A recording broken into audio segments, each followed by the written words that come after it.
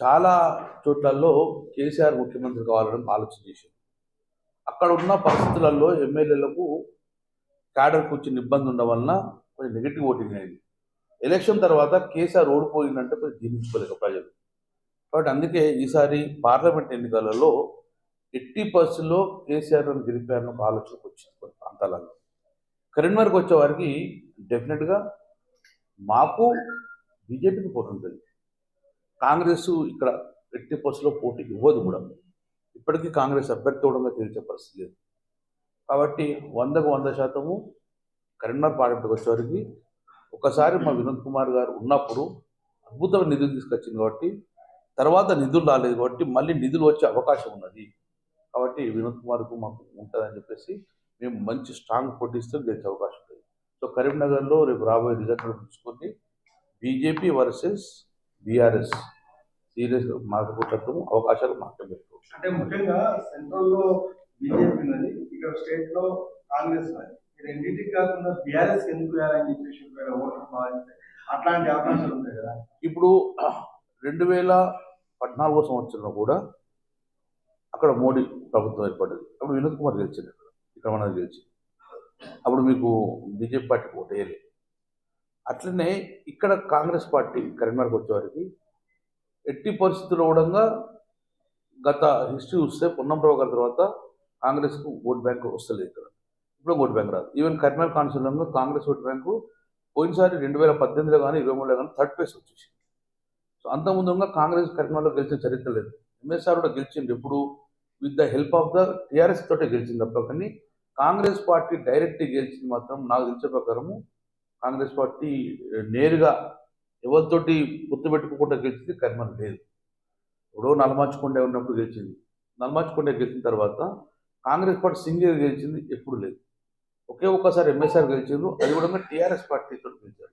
అప్పుడు కాంగ్రెస్ గెలిచారు. అందుకే కాంగ్రెస్కు ఎక్కువ శాతం కరీంనగర్ కాన్స్టిట్యూన్సీ ఉంది. ఆ ప్రభావితం ఎట్లా ఎదుర్కొంటుంది. ఇప్పుడు మాకు 3 ఎమ్మెల్యేలు ఉన్నాం కాబట్టి మేము ప్రభావితం చేస్తాం. డెఫినెట్గా మాకు అవకాశం ఉన్నది, మేము పోటీ చేస్తాం. ఎంపీ ఎన్నికల తర్వాత తెలంగాణ రాష్ట్రంలో ఎలాంటి రాజకీయ పరిణామాలు ఉంటాయి? ఎందుకంటే బండి సంజయ్ ఈ మధ్యలో కామెంట్ చేసింది, లోక్సభ ఎన్నికల తర్వాత ఏ క్షణమైనా కానీ ఇప్పటికే కోర్టులు ఉన్నారు, కేసీఆర్ కోర్టు కాంగ్రెస్ పార్టీలో ఉన్నారు, ప్రభుత్వం పూర్తి చేసే అవకాశం ఉంది. మాకు తెలిసిన ప్రకారం అయితే ప్రజలచే ఏర్పడ్డ ప్రభుత్వము కాంగ్రెస్. మాకు కూల్చాలని ఉద్దేశం లేదు, 80% లేదు. ప్రజా తీర్పు శిరసావహించిన బాధ్యత మా అందరినీ ఉండేది. కాంగ్రెస్ పార్టీ పరిస్థితి తెలుసు, దేశం మొత్తం కూడా ఎట్లా మారుతూ ఉంటాయో. వాళ్ళు కొట్లాడుకుని బయటకు తెప్పదేం కాదు, కానీ మేము కూర్చో ఆలోచన లేదు. వాళ్ళు విడిపోయి వాళ్ళు కొట్లాడుకొని వాళ్ళకు అంతర్గత యుద్ధంలో కాంగ్రెస్ పార్టీకి అంతర్గతం ఉంటుంది. ఆ రకంగా బయటకు వస్తే కానీ మాకు మెయిన్గా పోయి తీర్చే ఉద్దేశం మాకు లేదు. ప్రజా తీర్పు ఇచ్చి చేసాయుధం మాకు అపోజిషన్లో అవకాశం ఇచ్చారు, అపోజిషన్ పాత్ర నిర్వర్తిస్తాం. డెఫినెట్గా ప్రభుత్వం వాళ్ళకి ఏర్పాటు చేసిన అవకాశం ఇద్దాం, చూద్దాం. అవకాశం వాళ్ళు ఫెయిల్ అయినప్పుడు వాళ్ళంటే అంతర్గత యుద్ధం అవుతుంది, మేము కాదు కదా. అప్పుడు వచ్చినప్పుడు ఆలోచిస్తాం. ఇప్పుడు మాత్రం మాకు 80%లో వాళ్ళకి అవకాశం ఇచ్చి ప్రజలు దాన్ని శిరసావహిస్తాం. ప్రజలకు ఇచ్చిన హామీలు నెరవేర్చేదాకా ఉంటాం. మేము నెరవేర్చకపోతే డెఫినెట్గా మా పాత్ర మేము నిర్వర్తిస్తాం. అంటే పార్లమెంట్ ఎన్నికల తర్వాత స్థానిక సంస్థల ఎన్నికలు ఉంటాయి. అయితే పార్లమెంట్ ఎన్నికల్లో ఆ ఎన్నికల ప్రభావం అనేది వచ్చే ఎన్నికల పైన కూడా పడితే ఖచ్చితంగా బీఆర్ఎస్ తుడిచిపెట్టుకోబోతుందని చెప్పేసి కూడా కొంత ప్రచారం జరుగుతుంది, చాలా మంది మాట్లాడతారు. 1999 1999లో చంద్రబాబు గవర్నమెంట్ అద్భుతంగా ఫామ్ చేసింది. చేసుకున్న 1 మంత్కే చాలా ప్రజా వ్యతిరేక విధానాలు తీసుకొచ్చింది. స్థానిక సంస్థలు మొత్తం ఆకేస్తని చెప్పారు. కానీ ఇమ్మీడియట్గా 2 మంత్స్లో స్టార్ట్ అయిన స్థానిక సంస్థలు కరీంనగర్ కార్పొరేషన్లో 5 గెలిచాయి. జిల్లా పరిషత్తులు పోయినాయి, అన్ని పోయినాయి. అంటే ఒక్కసారి ప్రభుత్వ వచ్చాక ప్రజా వ్యతిరేకం చేస్తే ఇమ్మీడియట్ స్థానిక సంస్థలు తీస్తారు. అలాగే కాంగ్రెస్ ప్రభుత్వం కూడా అలాంటి నిర్ణయం తీసుకుంటే డెఫినెట్గా స్థానిక సంస్థలు మొత్తం కూడా మళ్ళీ టీఆర్ఎస్లో వచ్చేస్తుంది. 1999లో మీరు ఎగ్జాంపుల్, ప్రభుత్వం ఏర్పడిన చంద్రబాబుకు 2000 సంవత్సరంలో 1 ఇయర్ లోపలనే, 1 ఇయర్ 6 మంత్స్ లోపలనే కరీంనగర్ మున్సిపల్ కార్పొరేషన్ ఎన్నికలు పడితే మేము 5 గెలిచినాం అవుట్ ఆఫ్ 30. ఎంపీలు మన ఎంపీటీసీ వెళ్ళి సర్పంచ్. ఎందుకంటే ఆ 6 మంత్స్లో చంద్రబాబు ప్రజా వ్యతిరేక పాలన తీసుకున్నాడు. ఏదైతే హామీలు ఇచ్చిండో నిర్వర్తించలేదు. ఇప్పుడు ఇమ్మీడియట్గా ప్రభుత్వ వ్యతిరేక ఓటు జరిగింది. అట్లనే ప్రభుత్వ ఓటింగ్ ప్రజలు ఎప్పుడైనా ఓటు వేయచ్చు. మీరు ఈ ఇప్పుడు గెలిచిన రేవంత్ రెడ్డి ప్రభుత్వము చక్క పని చేస్తే ఆయనకు ఎంపీ సీట్లలో తనకు అవకాశం వస్తుంది.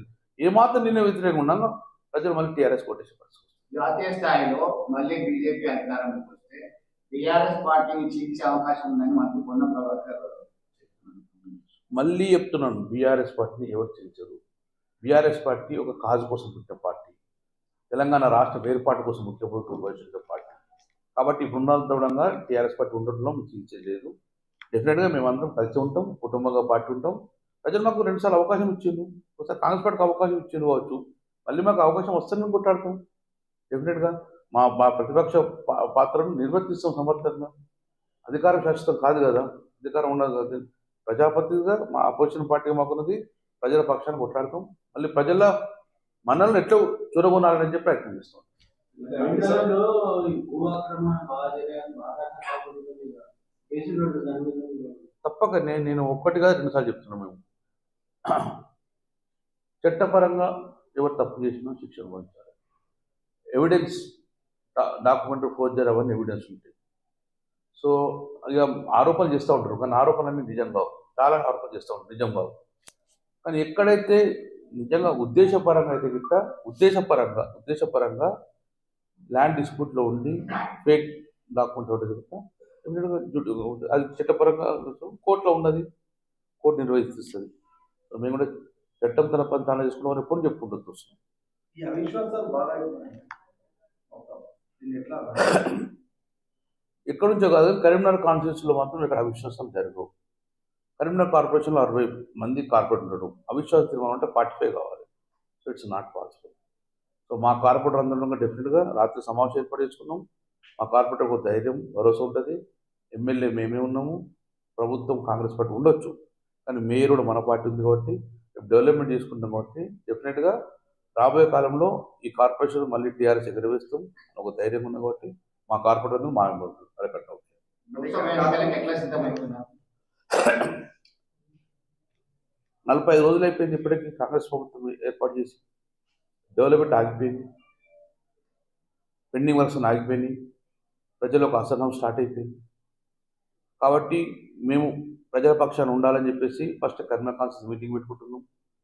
తర్వాత పార్లమెంట్ 24వ తారీఖు నాడు పార్లమెంట్ ఎన్నికలకు సమాయత్తం కోసం సోషల్ మీడియా స్టార్ట్ చేస్తున్నాం. మా క్యాడర్ను మేము సమాయత్తం చేస్తాం. క్యాడర్లలో ఒక ప్రభుత్వం పోయిందన్న ఒక నిరాశ ఉన్నారు, దాన్ని డెఫినెట్గా మేమందరం మనోధైర్యం ఇవ్వాలి. మేమందరం ఉన్న కుటుంబ సభ్యులుగా వాళ్ళకు ధైర్యం చెప్తాం. ప్రజలకు వస్తే ధైర్యం ఉంటే ఇంకా రెట్టింపుతో పనిచేస్తారు మా క్యాడర్. కాబట్టి 24 సోషల్ మీడియా ద్వారా, రేపు 21వ తారీఖు నాడు మా కాన్స్టిట్యూన్సీ మీటింగ్ ద్వారా ప్రజలు మనందరం కలుసుకొని మళ్ళీ ఈ కుటుంబం మళ్ళీ ముందుకెళ్ళే ప్రయత్నం చేస్తాం. ఎన్నికల కోసం సమాయత్తం అవుతాం. ఈ పార్లమెంట్ ఎన్నికలలో డెఫినెట్గా మళ్ళీ మా క్యాడర్ ఛార్జ్ చేసుకొని ఎన్నికలకు సిద్ధమవుతాం. గెలిచే అవకాశాలు ఉన్నాం కాబట్టి మేము పాటిస్తాం. కార్పొరేటర్లు కాంగ్రెస్ పార్టీలో పిలుస్తున్నారు, వాళ్ళు జంపు జిల్లాని అయ్యే అవకాశం ఉన్నది. కాబట్టి నిన్న అభద్రతా భావంతో ఈ మీటింగ్ ఏర్పాటు చేశారు. అభద్రత ఏమున్నది? నేను ఎమ్మెల్యే అయినప్పటి నుంచి, మంత్రి అయినప్పటి నుంచి ప్రతి 6 నెలల కోసం సమావేశం ఏర్పాటు చేస్తాను. కార్పొరేటర్ తోటి డిన్నర్ మీటింగ్ పెట్టుకుంటాం, మేము రెగ్యులర్ మీటింగ్ పెట్టుకుంటాం, కాన్ఫరెన్స్ మీటింగ్ పెట్టుకుంటాం. అందులో బాగానే పెట్టుకున్నాం. ఎలక్షన్ తర్వాత మా కార్పొరేటర్ అద్భుతంగా పనిచేసింది. టౌన్లో 67,000 ఓట్లు వచ్చింది. ఇంత వ్యతిరేక గాలిలో కూడా హెడ్ క్వార్టర్లు అన్నీ ఓడిపోయినాయి, ఒక నేను తప్ప అందరూ ఓడిపోయింది. సో మా కార్పొరేషన్లో ఉన్న కార్పొరేటర్ కానీ మా క్యాడర్ పనిచేసిన కాబట్టి 67,000 ఓట్లు వచ్చింది. కొత్త చెప్పుకున్నాం మా బాధ్యత, అందరం ఏర్పాటు చేసుకున్నాం. అందరు కార్పొరేటర్లు వచ్చింది, ఒకరిద్దరు రాకపోతే వాళ్ళ పర్సనల్ అవసరం ఉంటుంది, కానీ అందరు కార్పొరేటర్ వచ్చింది. అందరం కూడా ఒకవైపు ఉన్నామని భావిస్తాం.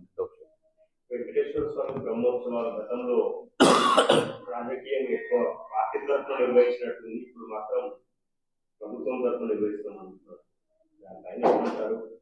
దేవుణ్ణి వెంకటేశ్వర స్వామి దేవుడు కలియుగ దైవం, దానికి రాజకీయాలు కులమొద్దు అని చెప్పి నేను ఆలోచిస్తున్నాను, కోరుకుంటున్నాడు. ఇదే పొన్నం ప్రభాకర్ బ్రహ్మోత్సవాలు చేసినప్పుడు తనలో వచ్చి స్వామి దర్శించుకొని పోయింది. అప్పుడు ఆయన కాంగ్రెస్ పార్టీ కదా, నేను ఇప్పుడు బీఆర్ఎస్ పార్టీ కదా. సో దేవుని దగ్గర రాజకీయాలు ఉండదు. కలియుగ దైవం బ్రహ్మోత్సవాలను అందరూ చేసుకుంటారు. వందల వేల లక్షలాది మంది వస్తారు. ప్రభుత్వం నుంచి నిధులు చాలా తక్కువ వస్తాయి. ప్రభుత్వం నుంచి డైరెక్ట్ నేరుగా నిధులు పోదు. అందులో ఉన్న 10 లక్షల కన్నా ఎక్కువ యూజ్ చేసుకోవాలి.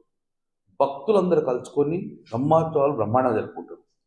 ఒకరు వచ్చి పనిచేస్తూ ఉంటారు, ఒకరు లడ్డూలు తెప్పించుకుంటారు, ఒకరు ఉన్న భోజనాలు పెడతా ఉంటారు. అందరు కలిసి సేవ చేసుకుంటారు.